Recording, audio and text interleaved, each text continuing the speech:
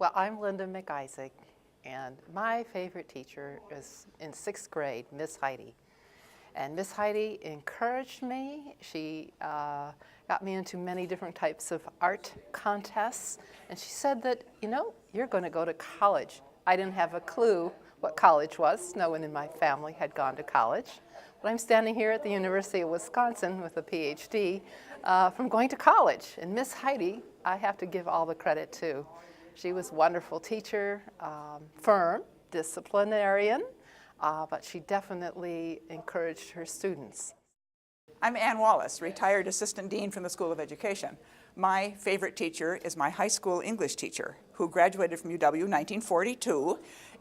She's was my teacher for all 4 years, because in a small school we had, guess what, one English teacher.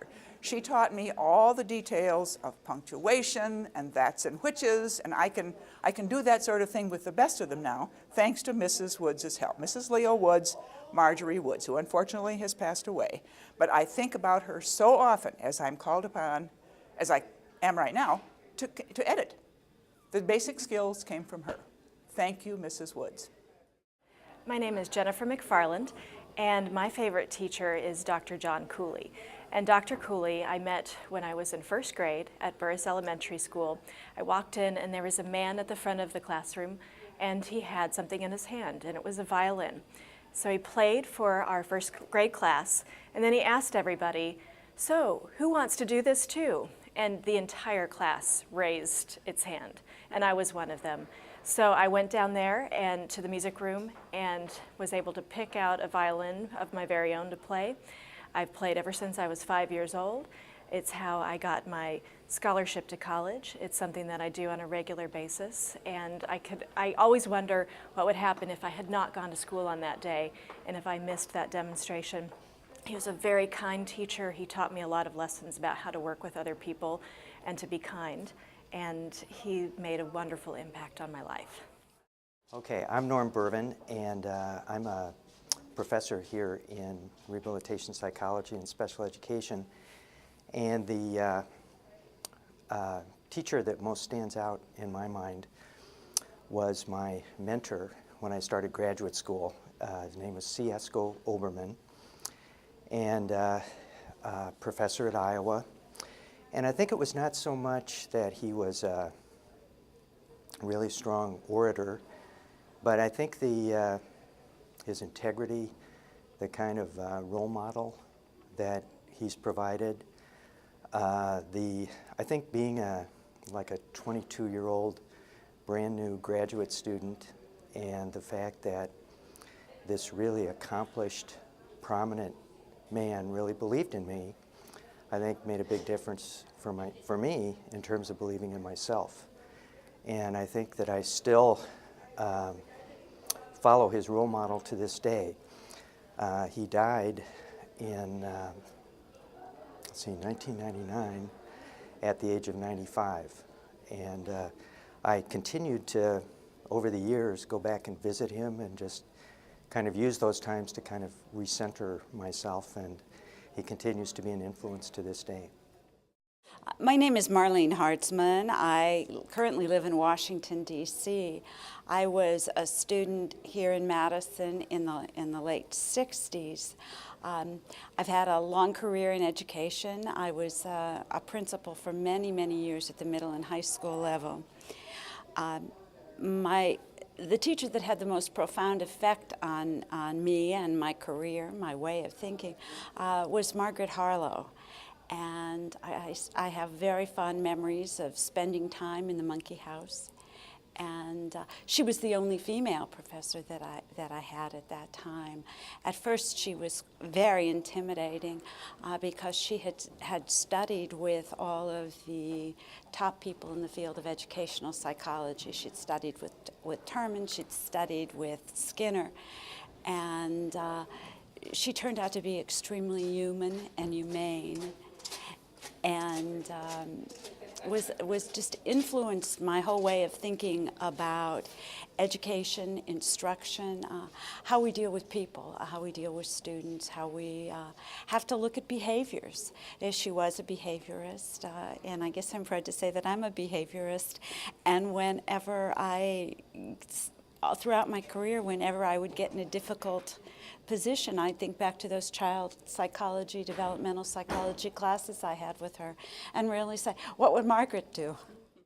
Okay, my name is Judy Ovitt. I'm from Tucson, Arizona. I graduated from the University of Wisconsin in 1961 in secondary education, speech and English. And I guess my favorite teacher, the one that made the biggest impact on me, was my homeroom teacher in high school, who was also my PE teacher. Her name was Miss Brooke. And Miss Brooke was a very strict but very warm person and took a personal care and personal interest in us. I went to Sherwood High School in Milwaukee. And if she's still around, I'm sure she isn't, but anyhow, I would thank her for all the inspiration she gave to me, because she gave me a lot of self-confidence. Thank you. My name is Noelle Hefty. I graduated with a dance education degree in 1970, and my favorite teacher was at my high school. Actually, I had her for 5 years. She was a dance teacher, and she wasn't technically all that great, which was great because I technically wasn't all that great. And I learned that you could be a truly inspiring, great teacher, even though your skills, your performance skills weren't all that wonderful. And she was able to get my choreography to tour in St. Louis. I was the only student choreographer to be able to do that, which was amazing. So it was very exciting, and she gave me a lot of opportunities, and she gave me the faith that I could go on and get my dance education degree, which I did. Hello, I'm David Marsh. I'm a professor of education at USC. Favorite teachers, important teachers. It has to start with my dad, who was a high school principal here in Madison, and he taught me what it meant to really care to make a school work. His is a school that had kids from Shorewood, professors' kids, and kids from Southside Madison. And he brought it together at Central High School in a place that I think really worked. My kindergarten teacher, bless her heart, she helped us come together as learners and love doing it. I remember having a wonderful crush on my 4th grade teacher, but she also asked me to work hard, and I learned how to kind of really work hard in her school.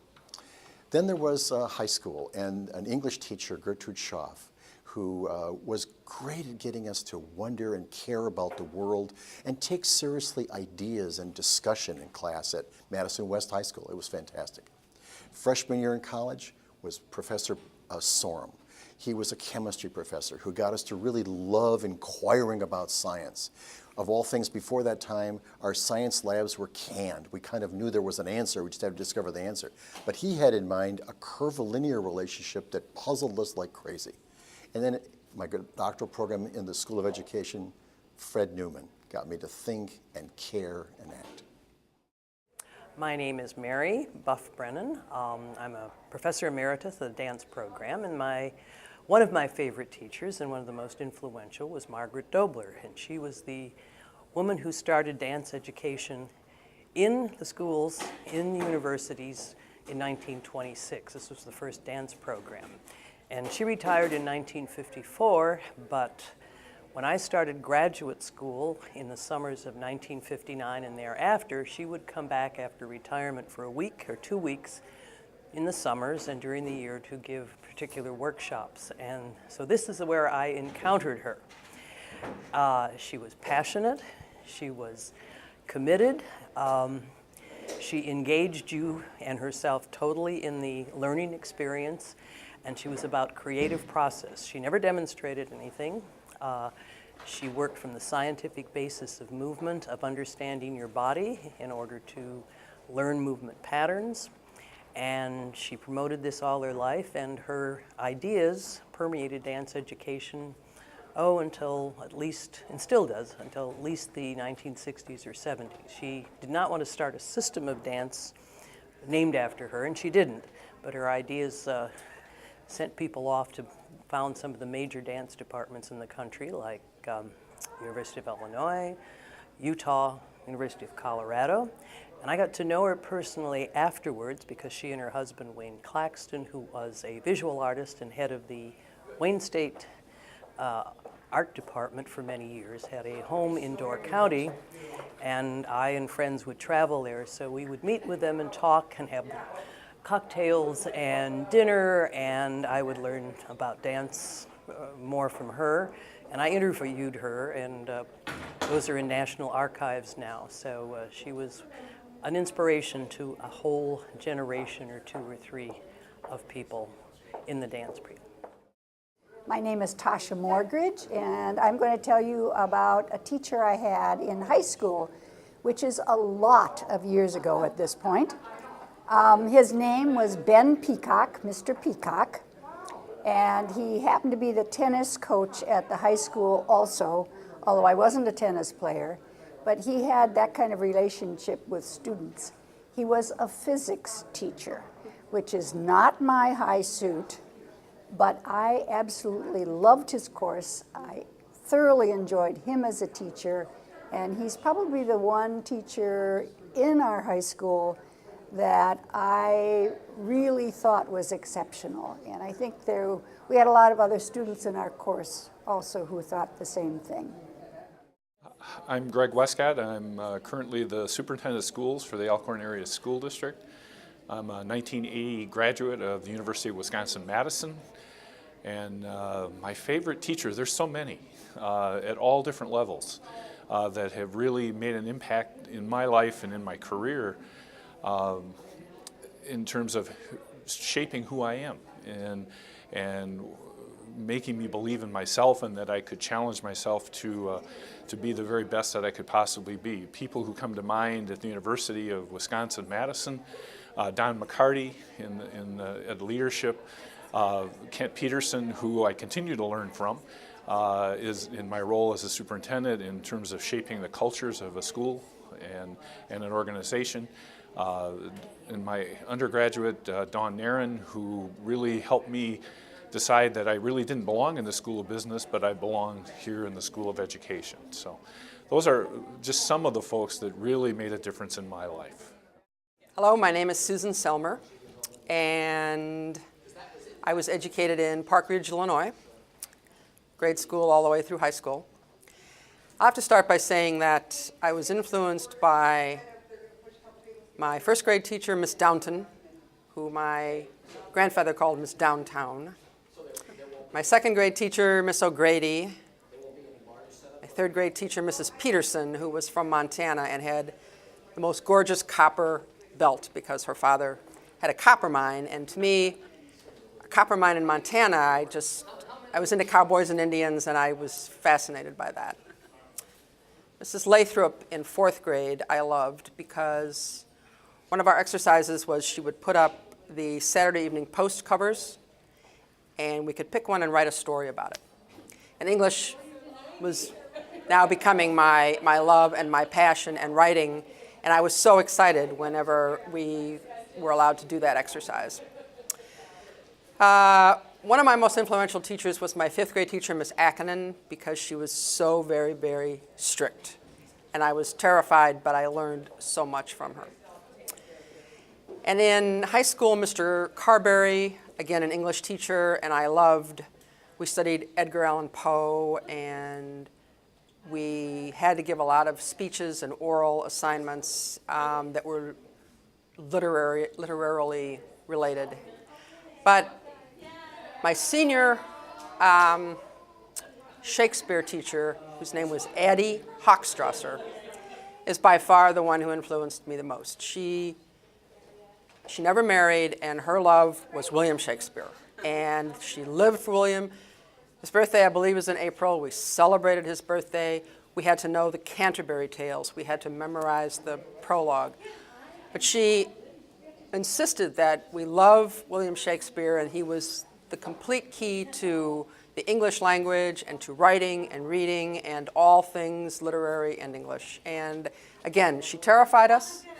You came prepared because otherwise she would get right up in your face and she'd shake her finger at you, and nobody wanted that. And it was an inspiring class, it was an advanced class, very stimulating students, and I think of her often because I, of course, still love Shakespeare to this day, but I also went into an English and education major and then wrote for a living. So I owe it all to that list of teachers ending with Eddie Hochstrasser. Hi, I'm Carolyn Stanford Taylor, and I'm here today to talk about my favorite teacher. And I think, as with most people, my favorite or my most memorable teacher was my elementary teacher, who was named Miss Tucker. But when I think about the influence of education and who that person was that influenced me the most, I'd have to name Miss Mary Thompson. Miss Mary Thompson was a 10th grade English teacher in our schools. And I might need to go a little further back in that. I'm from Mississippi, grew up in a pretty segregated South, and she was one of those teachers who honored all students. She saw something in me that no one else had ever noticed in terms of my writing, which was something that I prided myself on, but none of the other educators had really taken time to be very supportive around the area of writing. And she took me aside one day and said, "Carolyn, you know what? You're really gifted in this area. I don't know what you're thinking about in terms of going on to further education and what you might be doing after high school, but I suggest that you look at something that would involve writing." And from that point on, I was really inspired to think about moving on beyond high school, what I wanted to do once I graduated and what schools I might look at. And all because she took that time to be very supportive of me and to recognize me from all the other people in that classroom to say, here's something very special. And anything that I can do to be supportive in terms of working after school, working in clubs, she was always there for me. So, Miss Mary Thompson, I thank you and I honor you. I'm Claudia Grams-Pogreba. I graduated from the University of Wisconsin in 1970 with a BS in physical education. I'm a retired, even though I have trouble with the word retired, redirected public school education person. Who is my most notable teacher that influenced my life? And when I was asked that question, many people came to mind. Miss Kremlin at high school, Miss Rideout at middle school, and Miss Perch at elementary. But when it comes down to the one that has impacted me the most throughout my career and my life from birth to now, has to be my mother. And I hate to get to do this. I'm going to try not to be emotional, but those who know me know that I cry when I sing on Wisconsin at varsity, so we can do this. She also was a teacher, high school teacher, and played many roles in her life. Single parent from the day I was born, and I can say that she was a woman of principle, and those principles that were most important to her, she modeled not only in her classroom but in our home. And most importantly, she recognized for me and all her students the importance of individual differences. My brother and I were probably two of the most different kinds of kids a parent could have. But she nurtured that and made sure that we were able to strive to be the most we could be. Discipline, always an important piece, but it was done with fairness and as a learning experience, and I know she did that in her classroom. And high expectations. Good was never good enough for us at home and for her students. If in fact, I can remember growing up, there was a thank you note to be written. Any error had to be reviewed by her. All of the errors were circled in red, and we got to redo those. So, and then as I grew on, I learned the importance from her, probably more so than any other person, the importance of public education to a strong democracy. And, everybody's commitment to give back to the community, no matter what resources you have, you need to do that. And she also taught me that if you believe in something, that to be an advocate and an activist could be a very lonely pathway, but it was very important to do. So from the day I was born until the day she died, she taught me, I think, more than anybody else, to be who I am. My name's Alan Daniel. I'm a retired physician, and I'm married to a woman who is an educator and who attended Wisconsin. My 3 children have also gone to college here, so I'm a Badger by marriage. My father was a physician, and I think that my deep interest in biology came in part from his love of the subject. I attended the Bronx High School of Science, and as a sophomore, had an excellent biology teacher, Milton Kopelman, who subsequently became principal of the school. I could have chosen to speak about him, but since I'm asked to speak of one teacher, I've chosen my teacher in advanced biology, Edward Frankel.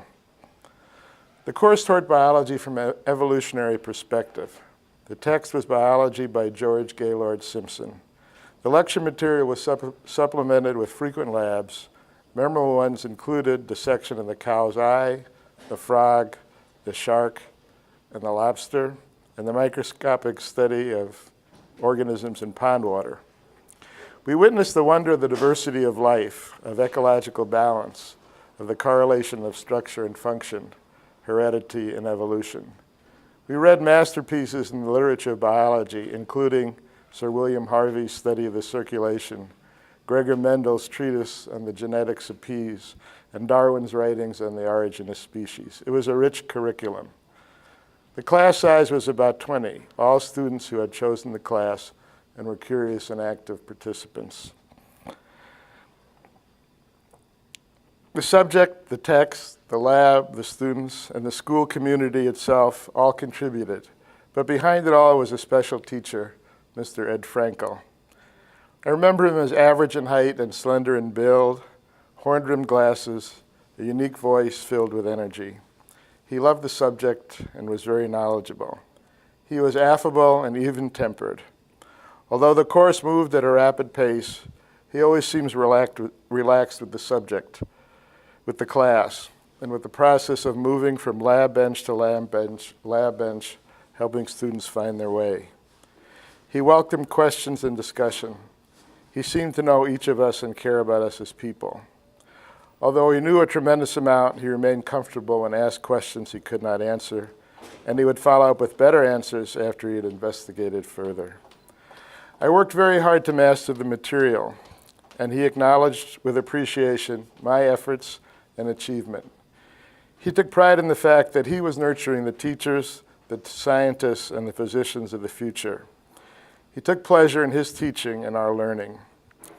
He made it all seem so straightforward, deep knowledge and love of the subject, a well-organized series of lectures and integrated labs, covering a detailed curriculum in a seemingly unhurried and relaxed manner. Caring about each student, an atmosphere of mutual respect, encouraging questions and discussion, engendering appreciation for the great contributions of major figures in the history of biology, original texts, kindness, curiosity, master of craft, humility,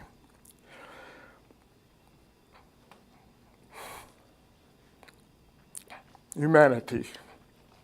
So simple, so special, enjoyable, engaging, engrossing, enlightening, most memorable.